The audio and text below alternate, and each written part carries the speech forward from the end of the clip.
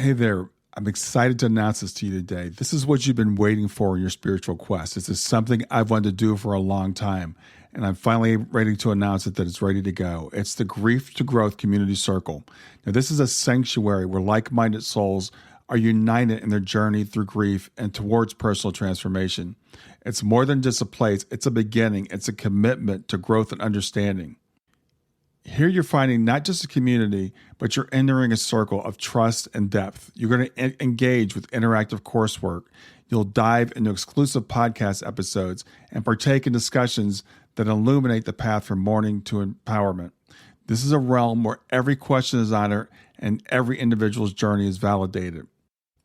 To be part of this exclusive circle, visit us at grieftogrowth.com/community or look for the chat icon at the bottom of every page on the main website. Remember that entry is a privilege because I want to ensure that every member is as dedicated and genuine as you are. You must apply to join, but the journey within is worth every step. So go ahead and join us today. Check it out, grieftogrowth.com/community, and I look forward to seeing you there. Hi there. Welcome to Grief to Growth podcast. Your host is Brian Smith, spiritual seeker, best-selling author, grief survivor, and life coach. Brian believes that the worst tragedies of life provide the greatest opportunity for growth. Brian says he was planted, not buried, and he is here to help you grow where you've been planted by the difficulties in life. In each episode, Brian and his guests will share what has helped them to survive and thrive. It is his sincere hope this episode helps you today. Hey, everybody. This is Brian Smith. I'm back with another episode of Grief to Growth. And today I've got with me my good friend, Roberta Grimes. And this is crazy. This is full circle. Roberta is one of the first podcasts I started listening to after my daughter Shayna passed away 5.5 years ago. We became friends after that, and I finally got Roberta on Grief to Growth. I'm going to read her introduction, and then we'll just have a conversation like we always do. Roberta had two experiences of light in childhood that prompted her to spend decades studying nearly 200 years of abundant and consistent afterlife evidence. Eventually, she figured out what her experiences of life had been, and beyond that, she learned so many details about what happens at and after death that in 2010, she published The Fun of Dying, Find Out What Really Happens Next. Her 2014 sequel was The Fun of Staying in Touch, and that's subtitled How Our Loved Ones Contact Us and How We Can Contact Them. After which, in 2015, came Liberating Jesus. Her 2016 book was The Fun of Growing Forever. We can't transform the world until we can transform ourselves. And it demonstrates how well the gospel teachings of Jesus work to help us develop spiritually. Then in 2017, she published The Fun of Living Together. We must learn to live together as brothers or perish together as fools, which explains how we can heal our racial problems in one generation. Roberta is a graduate of Smith College and Boston University School of Law. She does a weekly radio program and podcast called Seek Reality with Roberta Grimes, which is what I mentioned up at the top. And that's on webtalkradio.net and many other venues. And Roberta blogs and answers questions at robertagrimes.com. So Roberta is an extremely busy and energetic person. And I want to welcome Roberta to Grief to Growth. Hi, dear. I'm so glad to be here. Yeah, it's really wild having you on. As I said in the intro, I mean, we were talking before we got on. It was either you or Sandra Champlain. I discovered you guys about the same time. My daughter passed away in June of 2015, and I wasn't really even listening to podcasts at the time. And something prompted me to start listening to podcasts, and I found your podcast, and it really helped me so much that those first several years that I got to thank you for doing what you do. It's my joy. You have no idea how much I love doing this. I hope I live to be 90, so I get to do it for a whole long time. Really. Yeah. So I know I always feel like when I have people like you on, that everybody knows your story, but not everybody does. So you did have a couple of experiences of light, as you call them, when you were younger. So tell me about those and how that kind of transformed you into what you are now. Nowadays, they're called spiritually transformative experiences. And I understand now what happened to me, but at the time it was a mystery. When I was 8 years old, I really literally was only 8 years old, and a good little Christian child, I woke up in the middle of one night and I knew there was no God. And I was terrified. And in the midst of my fear, there was a bright light in the room, like burning magnesium, that bright. And it was a flash of light. It's because it's like still present in my mind. And this is a million years later. I remember what that room looked like. Otherwise, I would have no memory of it. There was a voice at the same time that said, "You wouldn't know what it is to have me if you didn't know what it is to be without me. I will never leave you again." Now, when you're 8, everything surprises you, so nothing surprises you. So I thought, oh, isn't that handy? If you forget there's a God, they'll remind you. And I went back to sleep. And I thought it was like one of those, when you're a kid, you're learning stuff. I thought eventually I would learn it, what had happened to me in Sunday school, in regular school. When I went to college and majored in religion, at some point, someone would say, and if you forget there's a God, this is what they do. But of course, it never happened. So I said at 20, I was getting really kind of depressed. I mean, what do you do with a religion degree if you don't even want to be a nun or anything? It's kind of useless. So I came home one day in the summer when I turned 20 and sat down on my bed, 5:00 in the afternoon, bright as day. And over my right shoulder, splashing in the room, was the same white light. And this time it had beautiful music with it, like tiny bells, only beautiful. And the same voice said, "I will never leave you." So that's when I knew the first one had, of course, happened. It wasn't, a crazy child's imagination. So I have spent the rest of my life since I was 20 trying to understand that experience, and it's led me to here. Yeah. Yeah, it's interesting. I didn't have that experience when I was a little kid in Sunday school, and I wondered the same thing. But it's interesting how some of us get those experiences and some of us don't. But I think we kind of get what we need to prompt us along the way. You can't always get what you want, but you get what you need. Exactly right. Yeah.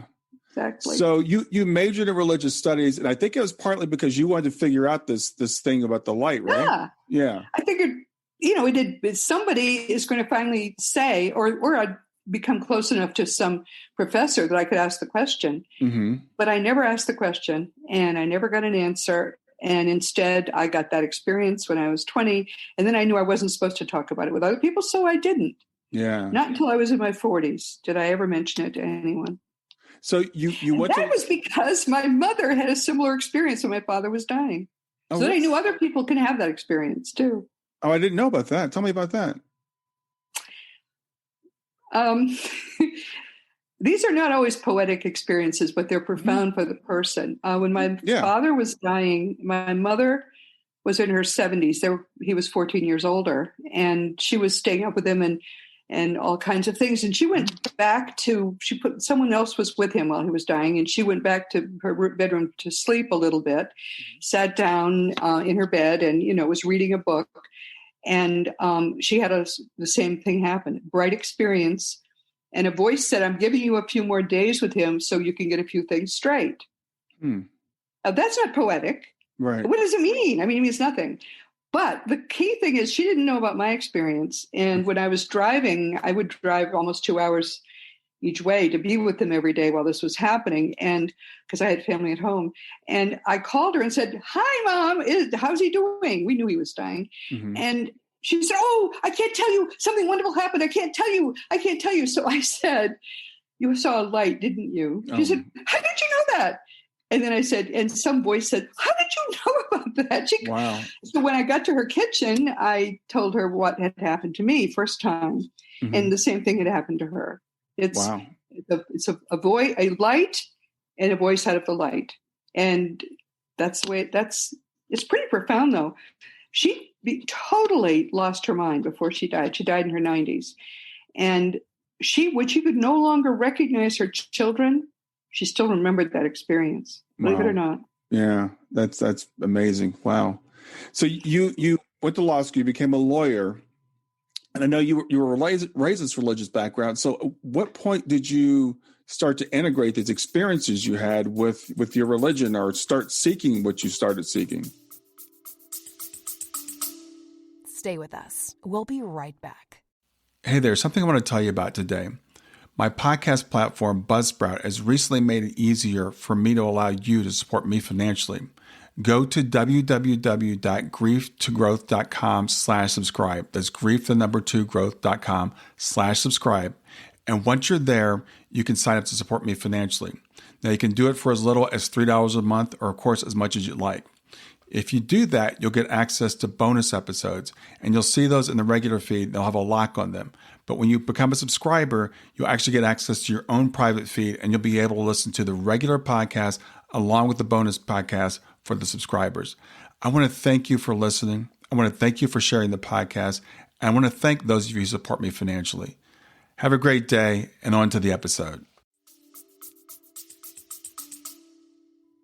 I didn't. I kept them completely separate because it didn't seem to be religious what had happened to me. It seemed to be more like what happens in your life. You know, you don't think of everything. Going to the dentist isn't religious. But I was more and more, the research I was doing, because I was doing a tremendous amount of research right from my 20s on, more and more, the research was bumping up against my religion. And I was very serious about my religion. Right. Because I have read the Bible through, I tell people 6 times, probably it's close to 7 or 8, 10, 12 times, because I started doing it when I was 12, and I did it every year over and over again until I was early 50s. So that's a lot of times to read the Bible. And so I was very familiar with the Bible, and I was because I had majored in early Christian history, I was very familiar with the history of Christianity. And I kept expecting the magical moment when what they say about what happens at and after death would converge, right? You expect it. Right. Because I believed them both. And then there came a moment in my early 50s when I had to give it up. I realized the dead keep telling us there's no religion in the afterlife. The death of Jesus on the cross has never made a bit of difference for a single human being. And that's clear. I was learning how very important Jesus is, much more important, I think, than people realize. And learning it from people who are dead. I mean, the dead know what's going on a lot more than we do. And at the same time, I was learning that my religion was wrong. And so I had a real crisis of faith. I closed my Bible, stopped reading it. I stopped doing afterlife research. I was a Catholic by then because I had married a Catholic. And I didn't do anything with it for 2 years. I literally, because I knew there was no hell, but can you go to hell for discovering that there is no hell? Yeah. I mean, this is a horrible problem for someone who sincerely believed that stuff. Yeah. But about 2 years later, there was a rainy day, and I was trying to get my courage up, and I finally did. And I opened my Bible. I was very familiar with the Gospels. I'd read them so many times. And I kept thinking, Jesus said some of this stuff. I think it's near what he said, but I couldn't bear to have him be wrong. I couldn't bear to find anything he had screwed up.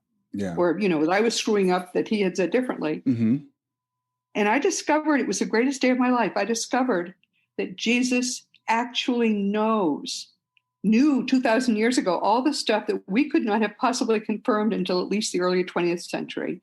Little things and big things, all kinds of things. He had been there. He really knew. I can prove to you Jesus is real. So I thought that was pretty exciting.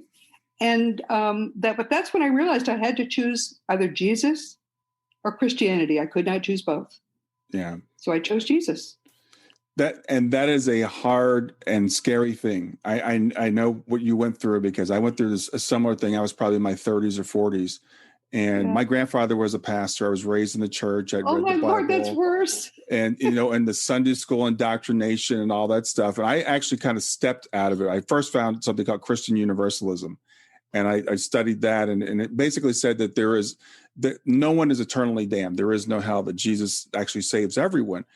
And then you get people saying, well, you're going to hell because you don't believe in hell anymore. And you're telling people there's no hell, so therefore you're going to go to hell. Or they'll say to you, well, if you just studied a little bit more. I have a really good friend who's still an evangelical, and said, Brian, just read the Bible a little bit more and pray and ask God to open up your eyes. And I'm like, I've been doing this for 50 years. So I know what you mean when you say, you get to the point where it just doesn't make any sense anymore. And the deeper you go in the Gospels, the more you find that Jesus did have a reason. The more you find Jesus is divine. He came from the highest aspect of the Godhead. He's even bigger than God's Son. He is God himself. God walked the earth 2,000 years ago in the person of Jesus to observe us and to teach us. And if you actually sit down and uncritically read the Gospels apart from the rest of the Bible, you find out why he came and what he taught. And all of that, it's all still there. And that's a miracle by itself, because a lot of what he said is not palatable for Christians to know.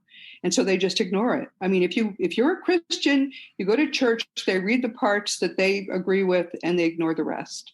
Yeah. But if you honestly read the whole thing, and what's even worse is, of course, that the Council of Nicaea and the 8 other first millennium councils changed the Gospels. Fortunately, they didn't change them a lot, but that's how much they respected Jesus. Mm-hmm. They removed every reference they could find to reincarnation, and they even said they did that. They thought it wasn't right for there to be more than one life. They wanted people to really try hard in this one life. Right. But who are they to say that? Right. And they also added some things. They added things about church building. Jesus never built a church or talked about it. They added things about end times and Armageddon. All of that he didn't say. Sheep and goats, some people are damned, some are not. That's Calvinism. That's way after Jesus. Mm-hmm. A whole bunch of things they added. But it's easy when you understand what he did say and you to find the inconsistencies and to pull them out. So it's not that hard to create a gospel which is probably very close to what he actually said. Yeah, and I love what you said there. And it's interesting because so many people that do religious studies, so many people that go to seminary, et cetera, actually end up becoming atheists. They will they'll stand in the pulpit and they'll preach every week, but they don't believe a word that they're saying because they realize what they're saying doesn't make any sense. No, that's the problem. No human-made God makes sense. There have been a lot of human-made gods. It's a fundamental human need to have a God, and probably because otherwise, we're alone at least if there's a God, even if the God's angry, at least there's a way to kind of make your peace with reality. For example, mm-hmm. I'll contrast 2 gods that I've just been writing about this week. Mm-hmm. Moloch, which was the Canaanite god, the great Canaanite god that they were fighting, the Jews were fighting as they came into the area of Jerusalem. That god had cow horns on his head, big mm-hmm. horns, and a fire in his belly, and they fed him their babies. Yeah. That's how they made peace with that god. Now, you or I think that's ridiculous right on its face.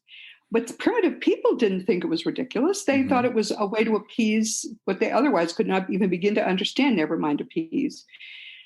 But there isn't that much difference between Moloch and the God of the Christians when you think about it. Because we say God's all love and all this stuff, mm-hmm. but Christians actually believe that their God enjoys watching his child be horribly murdered, because otherwise he won't forgive us for our human failings. He won't forgive us even for being descended from, Adam. Yeah, yeah. Think about that. All right, you've got 6 children. They're all babies right now, and they're all messing up the living room, and you are really angry. So you try to ask yourself, which of those 6 babies that I love more than life would I most enjoy watch being horribly murdered so I can forgive the rest? Yeah. That made sense to people who still didn't know much of anything 2,000 years ago, 1,500 years ago, 1,000 years ago. But it makes no sense now. Right. Because if that is what God is really like, then God is not loving. Jesus says we have to forgive no matter what, 1,000 times, it doesn't matter. Mm-hmm. And yet God can't even forgive us for the fact that we're fallible. Yeah, for being what we were made to be. Yes. Yes, yeah. It makes no sense. And that's why your friends are falling away from the religion, because people are more sophisticated now than we've ever been in human history, mm-hmm. and less and less of the religions, all of them make mm-hmm. sense. Yeah, and it's interesting because when we start to figure those things out, and some of us did even as a small child, I'm like, why would God punish Jesus like? And frankly, I hated God when I was a kid. I feared God, literally, but I love Jesus. Yeah. I love Jesus because Jesus at least came between me and this guy that wanted to kill me just for being born. Yes. Yeah. The thing is, popularity contests in the world, Jesus is always a number 1 or number 2. Mm-hmm. Everybody loves Jesus, and they should. Yes, yes. Jesus was God on earth. Jesus came to help us escape from the fears that all religions are based in fear, because they're all made by people. And they're made by people who are trying to control other people. And how do you control people? With fear. I mean, people aren't going to get out of bed and go and sit in the pews and put money in the plate unless they're scared. Why else would they do it? Right, right. And so every religion is based in fear. And the problem with that is that it's impossible to grow spiritually while you're afraid. So Christianity, as it is practiced, actually makes it much harder for us to grow spiritually. And we come here to grow spiritually. So what's the point of that? Yeah, I agree with you. And as we're having this conversation, I'm thinking about someone who just had a major loss in their life, a loss of a child. And this person is a Christian. They're just really, and we suffered. And think about, and I saw a guy wrote a book once, basically compare Christianity to a cult. And I hesitate to say that, but it's true, because one of the things a cult does is it indoctrinates you against anybody outside. It tells you they're going to come and tell you this. And when they do, it's a lie. And if you fall away, then you're condemned, you're out. So it doesn't allow us to explore. And it doesn't allow us to really so when we get to the point like you and I did with this crisis of faith, we're scared. We're like stepping off of a cliff. It was a terrible experience.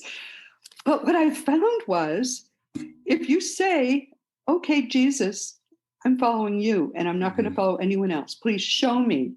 What I did was I gave my life. Eventually I gave my life to Jesus. Mm-hmm. And I did it with an affirmation prayer. A gratitude affirmation prayer is the highest, most powerful kind. Mm-hmm. I just said, thank you for giving me work to do. Thank you for showing me how to do it. And every day for the past, 12 or 15 years, I have prayed that prayer, usually a couple times a day. Mm-hmm. That's all you really have to do. I'm here, use me. And God, and Jesus has never said, you're doing the wrong thing.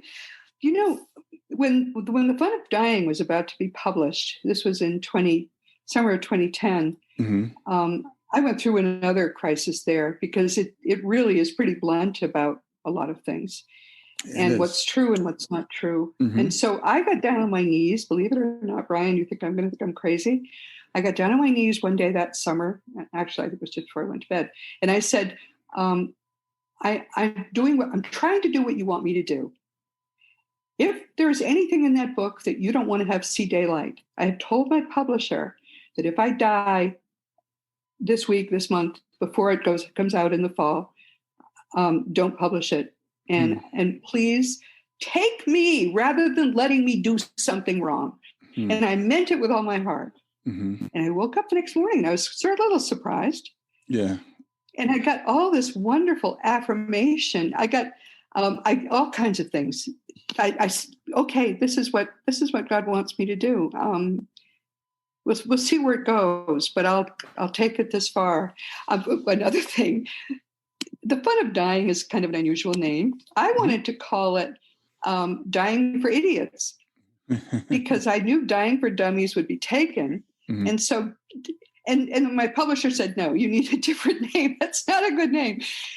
So I went to bed one night and I first, said, okay, God, if you have a title in mind, will you please give it to me? Mm-hmm. And I woke up with 3 titles: The Fun of Dying, The Fun of Staying in Touch, and The Fun of Growing Forever. And I thought, oh, that's way better than Dying for Idiots.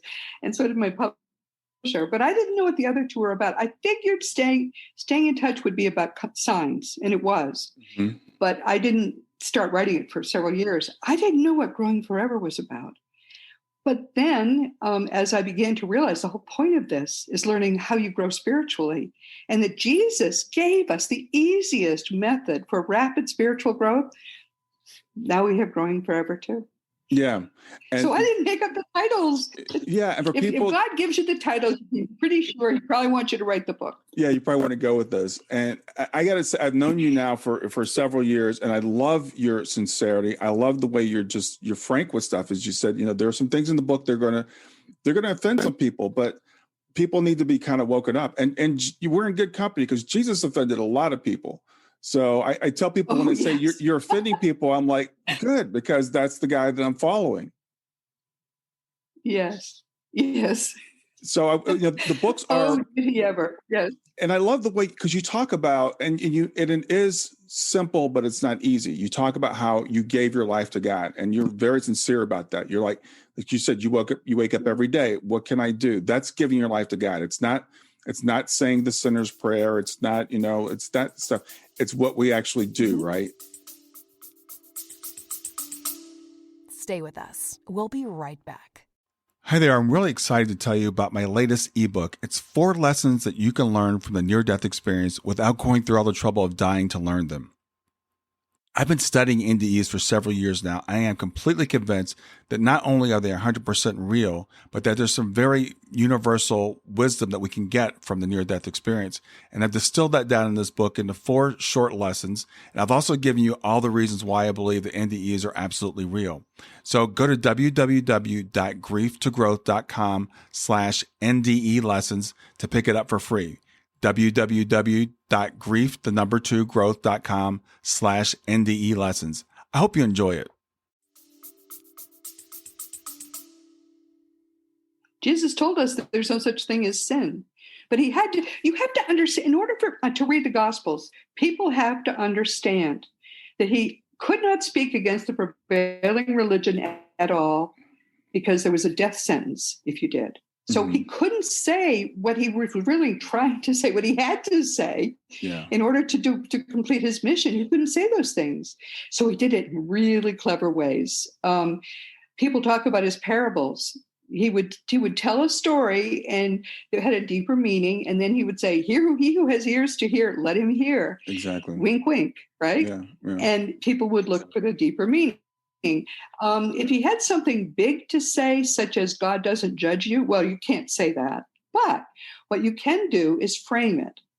And what he did was, one day he said, God doesn't judge you, but he has given all judgment to the Son, me. Mm-hmm. So all will honor the Son as they honor the Father. Okay, the temple guards let that go by because, somebody's still our judge, right? Mm-hmm. Then on a different day, same followers, different temple guards, he said, and as for me, I don't judge those who don't follow me, because I didn't come to judge the world. I came to save the world. Now Christians go, he said save.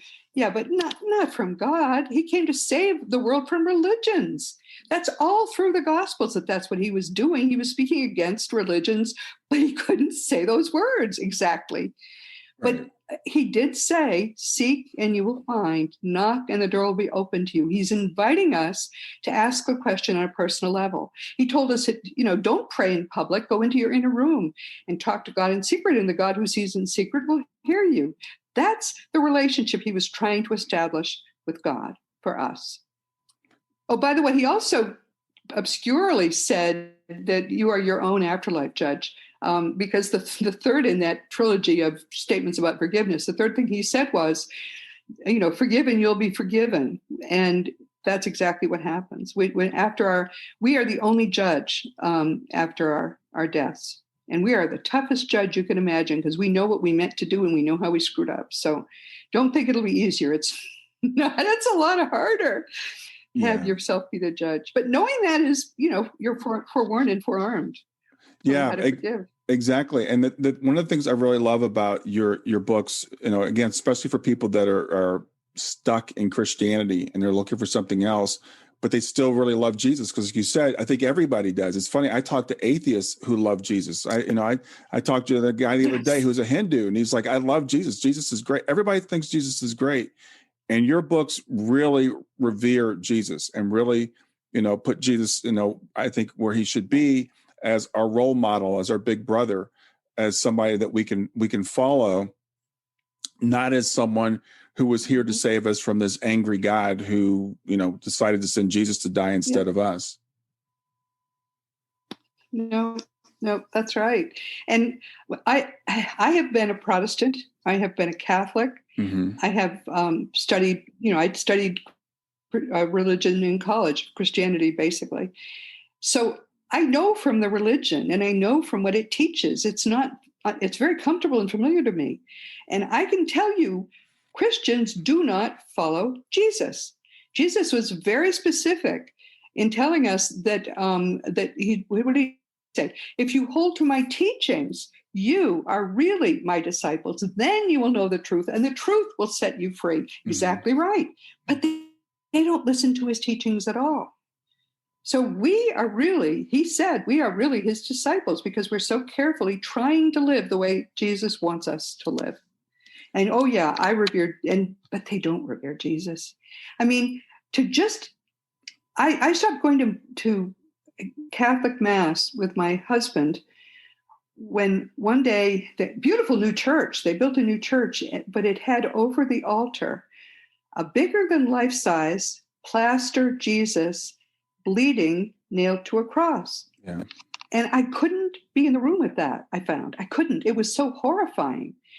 But why did they do that? They do that because so you'll feel very guilty and always show up in church. It's a fear thing. It's a fear thing, everyone. It is. And fear is not love. You cannot love what you fear. So you have no idea what kind of a relationship you can have with Jesus when the fear is gone. Yeah. And so many people don't realize that they're not following Jesus. They would push back on that and say, of course I'm following Jesus. I go to church every Sunday and they tell me to do this because I'm following Jesus. And they don't understand. Even our Bibles, unfortunately, have been corrupted. Things have been taken out, things have been put in. You know, we have people still today that are scared to talk to mediums because they say their Bible tells them not to. They say, I can't believe in reincarnation because it doesn't, though. It does not. No. So let's say more about that. Oh, it doesn't. There isn't. There in the Old Testament, there's a lot of consulting of oracles, mediums. And back then, it was, a lot of people didn't want people. Again, it's a control thing. If you're coming to my church every week and you go talk to a medium and the medium says, oh, your grandpa, and proves he's talking to grandpa, and your grandpa says, don't go to that church because it's not true. You're not going to go there anymore, and there's less money in the till. So of course they would tell you not to. But in 1 John 4:1,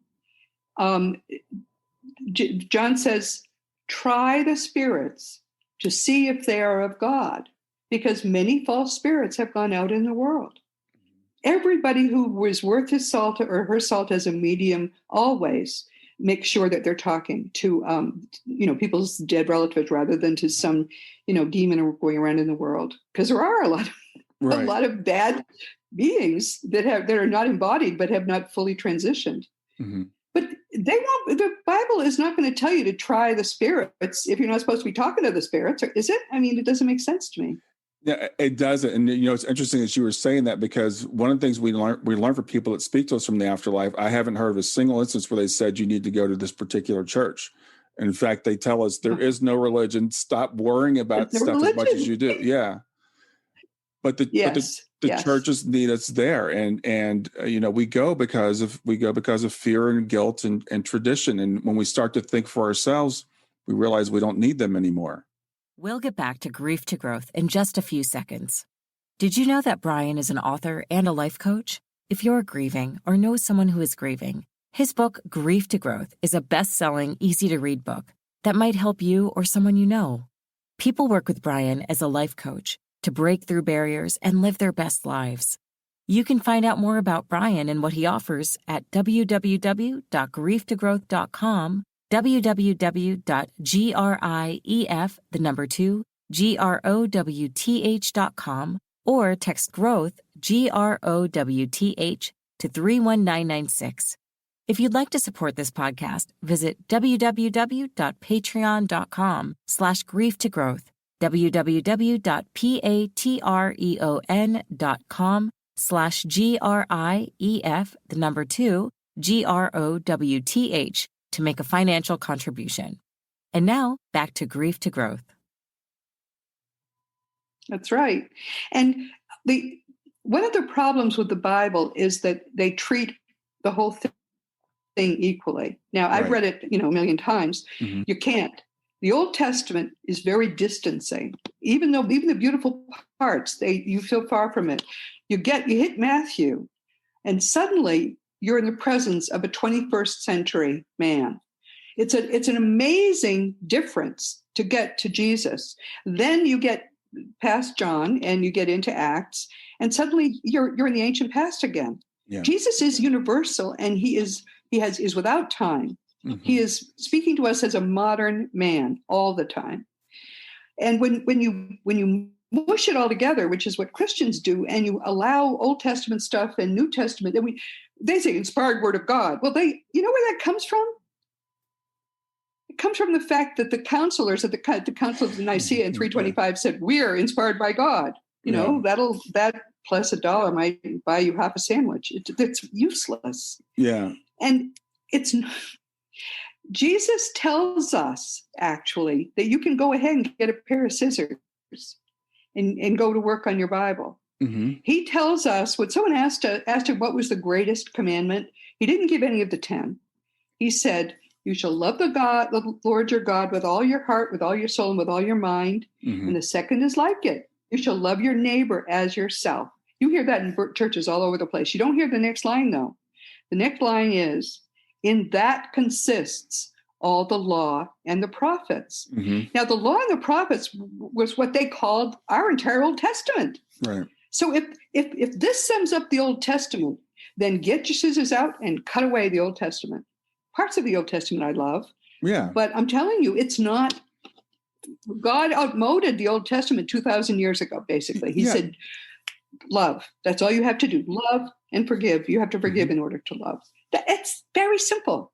Yeah. And everything that comes after Jesus, after John in the Bible is Paul's letters and some records of the early church. It's not God's word because it's cultural. It's based in that culture. We are not part of that culture. It is not God's word. Yeah. There are parts of Paul, by the way, that were channeled. Actually, mm-hmm. I mean, we all love 1 Corinthians 13. Yeah. That was written by Spirit. It wasn't written. And you can easily tell that. Just read what's before it and what's after it. And you can see there's suddenly God is speaking there. Yeah. There are parts of the Bible that were channeled that way, but to allow them to modify the sacred word of God on earth is just a travesty. But people do it. That's what they do in their churches. And we were taught in church that the Bible is the perfect way. And people think of the Bible, it's those thin pieces of paper between the leather binder, right? And that's the way it was delivered. And they don't realize it was delivered over thousands of years through hundreds of authors.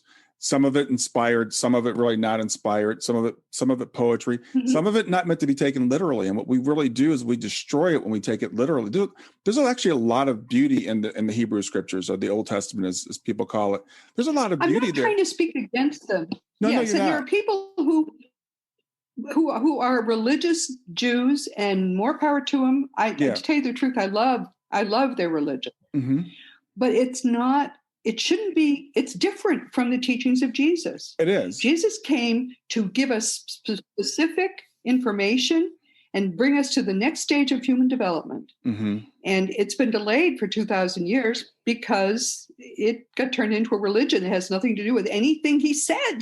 That's so strange. Why do people believe it when he didn't say any of it? So let's talk about, because I know your books were channeled, and you say you can't. I've heard you say you can't really write, that your books were channeled, but there was something. I can't write at all. But there's something different about liberating Jesus. So tell us about the story of how that book came about. Wow. Well, I have a guide that I've come to know very well. I didn't know him though until he had to come out in 2015. And tell me that I had been defying it. Now, just to give people basic information, mm-hmm. we meet with our guides while our bodies sleep. Our minds don't need to sleep. So very often, on many nights, you're meeting with your guides, mm-hmm. and you're asking them questions. They're giving you direction. They're, maybe you and they're working on fixing your life plan. But a lot goes on at night while your body sleeps. And but what he was trying to do for apparently close to a year before he finally came out in February of 2015 and beat me over the head, he was trying to get me to write Liberating Jesus. And I was saying, no way, Jose, I'm not going to presume to do such a thing. I'm not worthy of that.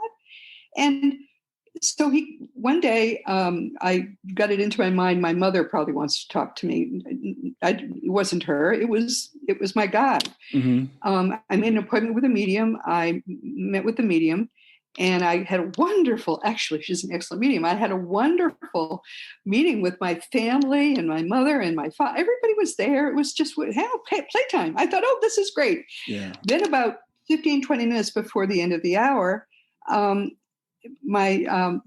medium said, oh, your guides are here. They want to talk to you. I said, bring them on. I was having so much fun.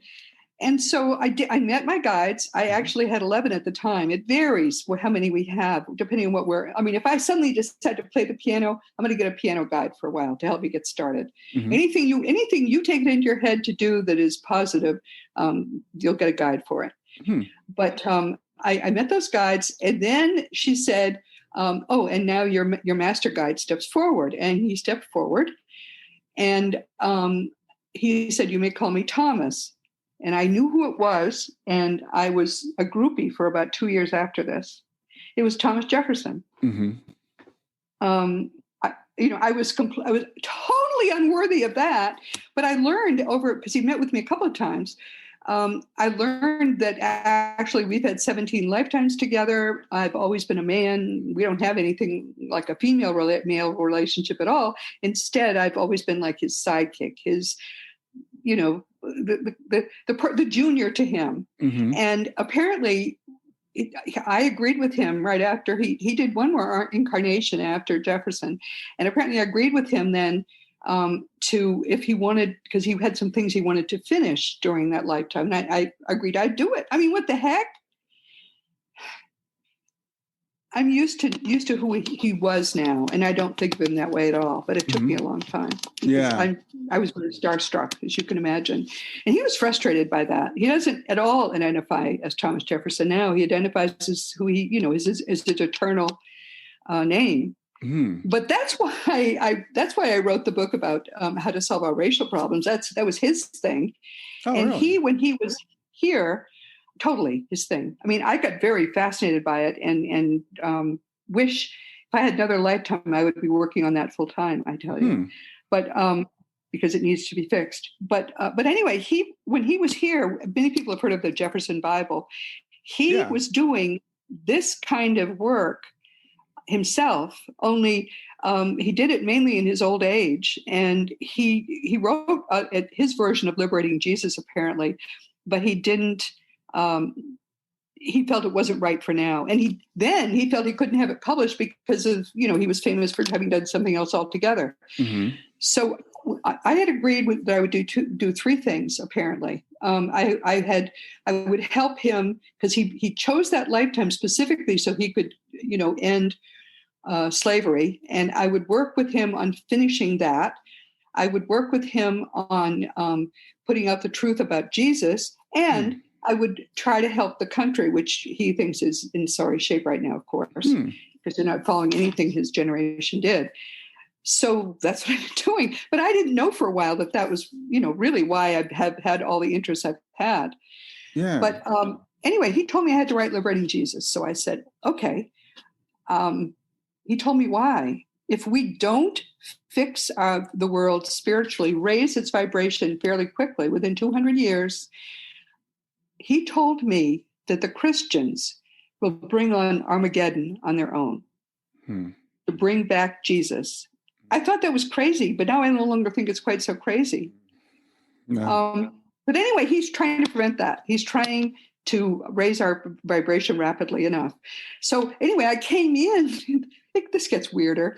I came in with that as one of the things I was going to do, although I didn't know it at the time. Mm-hmm. And he was preparing me. That's why he had me doing all this research on the afterlife and stuff.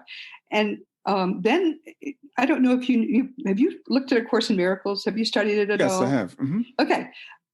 That was channeled by a group that Jesus had headed. Mm-hmm. Mm-hmm. He was unhappy that we were ignoring his gospels. And he thought if he gave us the same information, very advanced, we'd be more interested. Well, it turns out it was too advanced for us. You can't even do A Course in Miracles really well without a study group. It's hard. So he figured, okay, I aim too low. I'm talking, I'm paraphrasing what I was told Jesus decided. Mm-hmm. I aim too low the first time. I'm aiming too high the second time. We're going to do it just right. And the way we're going to do it is we're going to take the original Gospels, which everybody knows are from me, Mm-hmm. and we're just going to fix them because they have been distorted over the years. Mm-hmm. Just those Gospels. No other Gospels, many of which are real, nothing else. Mm-hmm. And that's what Liberating Jesus is. Yeah. And so Thomas told me, okay, we're going to start writing the book. And I said, yay. And so we started writing the book, and we wrote it just the way we always do it. He gives me the table of contents, which never varies after he's given it to me. And we started writing, and we got through the first part of the book, and I was flowing. I was really having fun, and I thought it was going to be great. Mm-hmm. Then I got a call from my a friend, the medium, who had originally, helped me get in contact with Thomas. And he said, Thomas just seized me in a Walmart parking lot and actually became part of my body. He basically occupied her briefly. And he told me this. He said, we want to warn you that you are about to work with the master directly. And what was the rest of it? Please let us know if it overwhelms the physical. We have reduced his energies substantially, but we want to make sure that you're okay. Something like that. Mm-hmm. I said, what does that mean? She said, who the hell knows? We don't know. So I woke up at 2 the next morning, and for 2 weeks, I had a very different presence in my mind all the time. Mm-hmm. If anyone tells you Jesus is a wimp, he's wrong. Yeah. And he just had me, he used me like a word processor. With Thomas, I feel like I'm really doing it. He's just making me feel smart. But literally, my fingers were moving so fast, I didn't know what I had written until after the 2 weeks were over. Wow. I mean, wow. I a little, and if he thought a word was wrong, he would make me look at that spot. And I would look at it. No, it's fine to me. Go back. Oh, make me look at it. And eventually I'd say, oh, I know what this is what he wants. As soon as I made the change, we'd go on. I was a word processor for 2 weeks. Wow. Yeah, that's really fast. Wow. Brian, I was thinking while it was going on, I really should pay attention to this experience because it's extraordinary. Mm-hmm. But you don't at the time. You're too immersed in it to really step back and look at it. Yeah. And then I started hearing his thoughts in my mind. And he really is very disgusted with the way Christianity is treating him. He is. I would imagine. Yeah, I would imagine. It's interesting as you talk about Thomas Jefferson, because I have a connection to Thomas Jefferson. Oh, you really? Yeah, I'm part of the Hemings family. So if you know the Sally Hemings story. He was not her lover, believe it or not. It was Randolph. Oh, okay. So yeah, it's really interesting. And when I hear you talking about, you could take your Bible and cut it up with scissors, that's literally what Thomas Jefferson did. So people might not know when you made the reference to the Jefferson Bible, he says, he separated the diamonds from the dung is the way he put it. It's like, he said the words of Jesus stick out in the Bible like diamonds in a dunghill. And he was a farmer. He would know from dunghills. Yeah. Yeah. So it's, that connection. And I got to say, I've read all your books and the Liberating Jesus is just a fantastic book. And I recommend to people who are in Christianity, who really want to get to know Jesus better and really want to explore, to do that. And, you talked about A Course in Miracles. I interviewed Robert Perry, who's, I think, probably the foremost expert on the Course in Miracles. And one of the things when we were talking, there's so many parallels to the near-death experience in the course. I realized I knew most of the stuff in there because I've been studying near-death experiences. And I know you've studied them a lot too. Yes. Near-death experiences are extraordinary, spiritually transformative experiences. But everybody knew that they were not death. In fact, Raymond Moody, who has been on Seek Reality, said, of course they don't have anything to do with death. That's why I call them near-death. You don't die in a near-death experience. But people recently have forgotten that because they are so extraordinary. Mm-hmm. But a near-death experience is a usually trauma-induced ejection from the body. So you're doing astral travel, and they often all those experiences happen in the astral plane, which is gigantic. It's like much bigger than the universe, but they don't happen where the dead go. And one of the ways there are many, well, the dead tell us they don't happen where the dead go. Interesting. They also are very atypical. They're always tailored to the person who's having them more than they are tailored to what actually happens at death. But all of that being said, I think they're wonderful experiences for the people who have them. And when they share the experience, if it's positive, there's a lot of negative stuff that happens in near-death experiences. And when people, you can find on the internet, on YouTube, people who say, oh, if you don't do this, you don't do that, you're going to hell. I was told that in my near-death experience. There's no such thing. It doesn't happen. So that's why I tell people, don't think it's real what's happening in a near-death experience. Think of it as a wonderful communication from the guides of the person who had the experience. And then you can really learn a lot from near-death experiences. Yeah, that's a really interesting perspective. I've always kind of thought of it as maybe they were going to like a halfway point or something. And that might be another way of putting it. Yeah, it's kind of a halfway point. It's an astral plane. Because usually, not usually, but a lot of times in near-death experiences, they'll experience some sort of a barrier, like a river or a wall. Excellent point. Yes. Yeah, there's some sort of barrier that they can't cross. So it is, my impression has always been, and it's highly tailored. I believe it is. It's kind of like, I think it's kind of a wake up call. It's for a lot of people. It's like, we want to get you back on track. So yes. Yeah. Yes. But knowing that they don't happen where the dead go makes it much easier for people to understand what actually happens at death, which is really pretty consistent across cultures and across, among people inside a culture. It's very, very consistent. And it doesn't involve, we never see God. There is no such thing as a physical God. We are loved and nurtured and cared for and supported the whole time, because when you first leave your body at death, you are about as clueless as you were when you first left your mother's body. You don't know what's going on. Yeah. So your loved ones come for you and they help you, to get ready and go and get you out of there as soon as possible. Because one thing that can happen is that you can get stuck. You have raised your personal energy vibration substantially after leaving your body. But then there's your mother crying at your bedside, or somebody you really love, and you want to make them know you're okay. Look at me, I couldn't be better. And if you do that, you will lower your vibration and be unable to see the people who came to rescue you. So a lot of ghosts are made that way. And you can prevent being a ghost by getting the heck out of there immediately.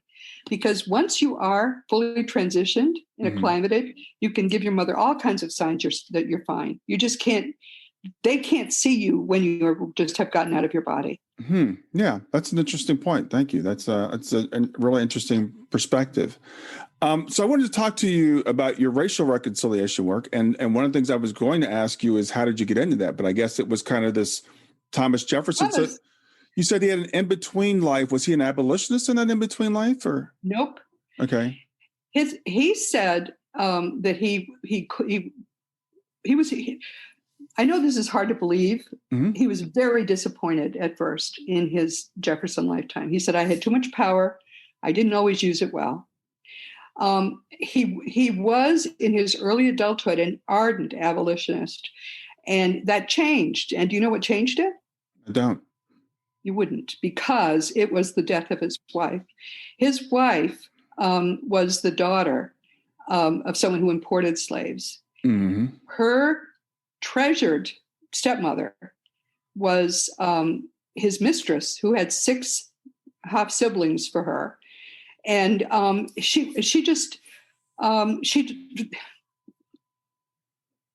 Patty he destroyed everything that Patty wrote. He destroyed all their letters. He destroyed everything. To find Patty, you have to look at the changes her death brought, and what he wrote before her death and what he wrote after her death. And what he wrote before her death was driven by the notion that this is something he cannot even bear to be around. The whole notion that people are owned this way. And it was illegal for most of his life to free slaves in Virginia, but but nevertheless, what he tried to do was give them the best life that he could. And it's strange now to think of it, but he wouldn't allow them ever to be hit or beaten in any way. He gave them Saturdays and Sundays off, and they worked Saturdays only in the peak season. They all had, homes, real homes that were theirs, and they had a garden that went with it. And they grew vegetables, and they grew chickens, and they grew eggs. And he didn't grow those things. So there exists at Monticello an account book. In that account, he kept careful records of which of his servants had sold their produce to the main house. And he always owed them money, but he did pay them back. So that's very different from, it's crappy, but it's a different level of crappy. Yeah. And he gradually came to see that, in order to make this happen, he was going to have to change the people around him who were so invested in this system. And he started out to do that. I believe Patty died in 1782. I believe if she had lived, he would not have become president. He instead would have completed an abolition long before the Civil War. I believe that because that's how strongly he felt about it. Interesting. And that's how strongly he still feels now. I mean, look what he made me do. Yeah. I had to do all this research, but he's right. He's absolutely right. Do you know what the reason is we still have racial problems? What is it? We never emancipated the slaves. Never. We think all that was necessary was and this is directly from Thomas, we think all that was necessary was to abolish slavery. And we did that, of course. But there's a period below the age of 6 when we are learning our position in life. We're learning a lot of things. We learn water's hot or cold. We learn, and we learn what our position is, what our rank is in life. And so slaves who were born and brought up in slave cabins learn that that's their status. Sure. And you can't later in life just say, okay, go free, because they still have that in their heads. Yeah. And one by one, gradually, over the generations, so many descendants of slavery have freed themselves. But they shouldn't have had to do that. It should have been something done for them during the, quote, restoration period. But instead, what they did was just start a second stage of slavery, right? We all know it as the Jim Crow period. If you study it as I have, it breaks your heart. It was slavery without an owner. That's what it was. Yeah. Otherwise, it was completely slavery. People could go north. They were treated better in the north.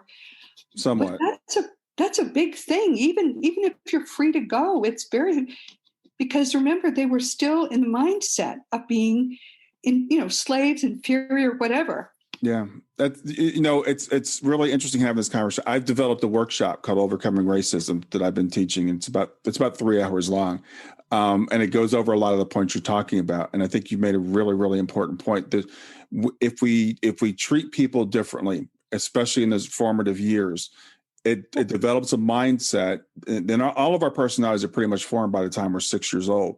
So that develops a mindset that makes it very, very difficult to break out of. And to this day, we are 200 plus years after slavery, 150 years after slavery, but we still have never made up for that time. And people that are African Americans. We're in the third stage now. We are right now in the third stage of American slavery. Okay.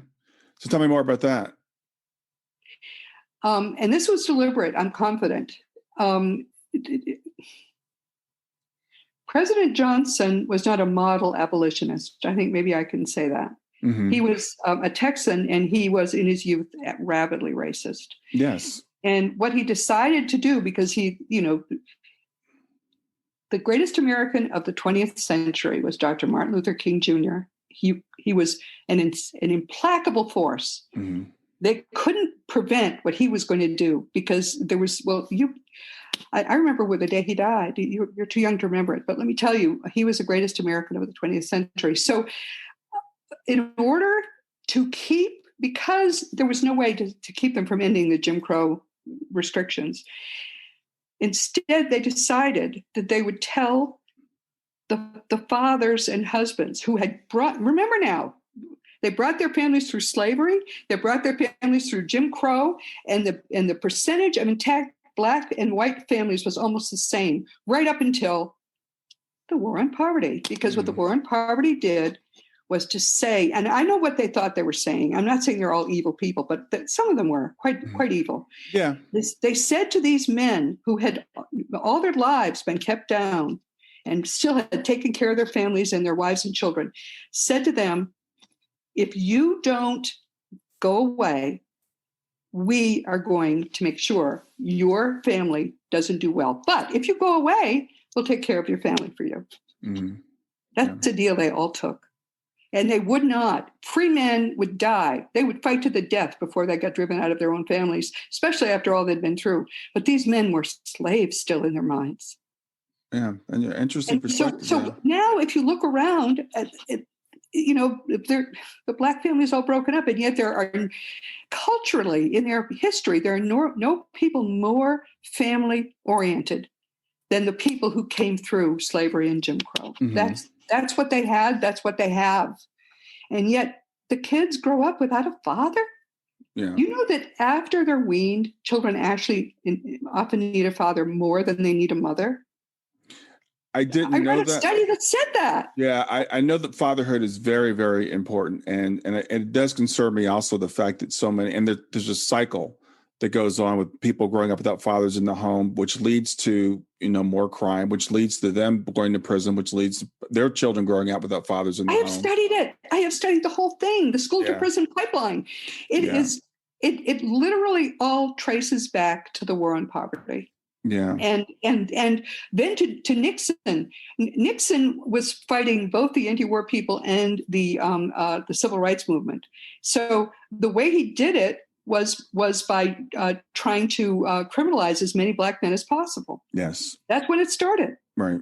And right now, they are not talking at all about what they should talk about with regard to Black men and prison.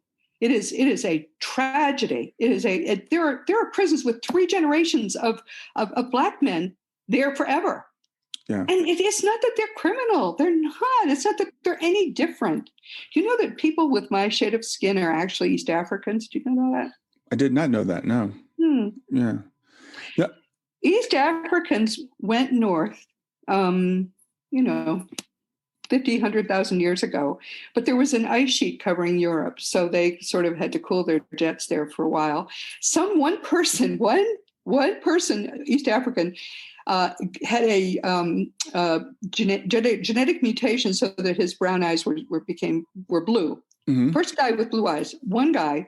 But everyone back 50, 100,000 years ago thought that was really sexy. So blue eyes spread rapidly in this population. The average European, because then after, I think about 10,000 years ago, it was pretty easy to get into Europe. So that's when they mainly populated Europe, but what they were was East Africans with dark skin, and many of them had blue eyes. They're finding skeletons now and able to sequence the genetic material. Amazing. That's what they come up with over and over again. Yeah. But what happened was about 3000 BC, roughly, there were horsemen who came in from the Ukrainian steppe, and those horsemen had brought 2 mutations that allowed for people to get rid of the melanin in their skin. And of course, that far north, they needed to make vitamin D. Right. So that became a very successful mutation. And within, 1,000, 1,500 years, the Europeans had lost the melanin in their skin. But they are still East Africans. There hasn't been enough time that's passed. Yeah, well, it's interesting because we're cousins. I mean, for Pete's sake, we're all the same race. There's one race. Exactly. Well, not only are we the same race, it's even closer than that. Yeah, this is so stupid. The whole idea of race came about, and it really the whole white-black thing came about in America in the late 1600s when they had to find a reason why we're going to enslave these people. So we have to make them less than being human. That's right. It's interesting, Roberta, because people are probably wondering, well, how does this tie back into the whole afterlife thing and spirituality? It's really fascinating to me. how we seem to continue these threads in reincarnation. Thomas Jefferson and you living these multiple lives together, him coming back and saying, okay, I didn't do this so well in my last lifetime, so let me come back and do it this way. And now I'm going to tap Roberta to carry on this work in 2020. So we're a whole lot more connected, and we're a lot more important, I guess, in history than we think we are. It is quite amazing. So do you want to know how you fix the whole racial problem in one generation? I do, yes. Education. What you do is everyone and I think it should just be for the descendants of slavery between you and me, everyone who has at least one ancestor that was ever held here in slavery, our reparations are this. At birth, each of those children is a star child. We are going to teach that child from birth that he is unusual, exciting, special, important, beloved. We'll make sure that his mother knows how to help him learn things. And we know from experiments that, of course, the mothers want to help. They just often don't know how to help. But we raise those children as if they're princes and princesses. And we give them an extraordinary education, bar none. If we do that with one generation, we'll never have another problem racially. Oh, I love that idea. Yeah, I love that idea. I think that's excellent. It's simple, but it's brilliant, because we talked about reparations, and we stumble all over it. We're going to pay money. Yeah, we're going to pay people money. Let's use the money to fix the problem, and that's what it would do. That's what it would do. Yeah. I think that's a great idea. Wow, I've never heard anybody say that before. I know you and I touched on it once in a conversation, but the more I think about that, the more I think it would really change things, because what people don't understand is how deep the scars go, and they're generational, and people that's right have a really difficult time understanding what it's like to be that an outsider in your own country. So we're coming up on over an hour, so I want to respect your time and the listeners' time. I could talk to you all day long, but we have fun, don't we? I do want to encourage people to read the books, the fun books about dying and growing together, and also your book about racial reconciliation, because I think that's another really important thing, and it all ties together. And again, for Christians or for non-Christians, read Liberating Jesus, because Jesus is an amazing spirit that I think we're all kind of naturally attracted to. I mean, like I said, everybody, I've never talked to anybody that says, I don't like Jesus, ever. No, it's so wonderful. It's wonderful. Yeah. So any final things you want to say to wrap up our time together today? No, I just want to admire you so much. You're doing such wonderful work. I'm sure Shana is thrilled with the work you're doing, and spreading this love and hope and joy to people, and helping them understand that there really is no death. So I just want to give you kudos for all the work you're doing. Well, it comes full circle. As I said at the beginning, I want to wrap up with this. I started listening to your podcast. I wrote to you, Roberta. I know you're a lot busier. Well, you were busy then too, but you wrote back right away, and you and I started kind of an exchange. You put me in contact with an amazing medium who gave me one of the best readings I've ever had. And it just, I feel like, we put each other on these paths, and, we're probably part of the same soul team. I would love that. Yeah. That's a great idea. Yeah.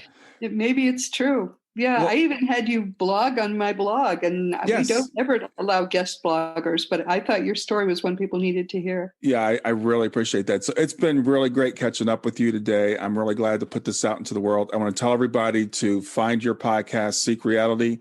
You can find Roberta at robertagrimes.com. It's Roberta, GRIMES.com, and get the books. It's lovely. It's lovely to spend this time with you. Thank you, everybody, for watching us. Thanks, Roberta. Have a great rest of your day. Thank you. You too. Well, I hope you enjoyed the episode. I want to make it really easy for you to reach me. So just send me a text to 31996 and simply text the word growth, GROWTH. In fact, you can right now just say, "Hey Siri," send a message to 31996. And when Siri asks you what you want to send, just say growth. You can do the same thing with OK Google. Thanks a lot. Have a wonderful day. Thanks for listening to Grief to Growth. Brian hopes that you find this episode helpful and will come back for future episodes. Brian's best-selling book, Grief to Growth, Planted Not Buried, is a great resource for anyone who is coping with grief or knows someone who is. If you enjoy the podcast and would like to support it, there are 3 things you can do to help. The first is to share the podcast with someone that you think it will help. The second is to go to iTunes, rate, and review the episode. The third way you can support the podcast is by becoming a patron. Head over to www.patreon.com/grief2growth. That's patreon.com/grief, the number 2, growth, and sign up to make a small monthly donation. Patrons get access to exclusive bonus content and knowledge that you are helping to spread the message of grief to growth. For more about Brian and Grief to Growth, visit www.grief2growth.com. Hi there. I hope you enjoyed this latest episode of the podcast, and I'd love to hear your thoughts. What questions came up for you? What did you like about it? What didn't you like about it? I invite you to visit us at grieftogrowth.circle.so.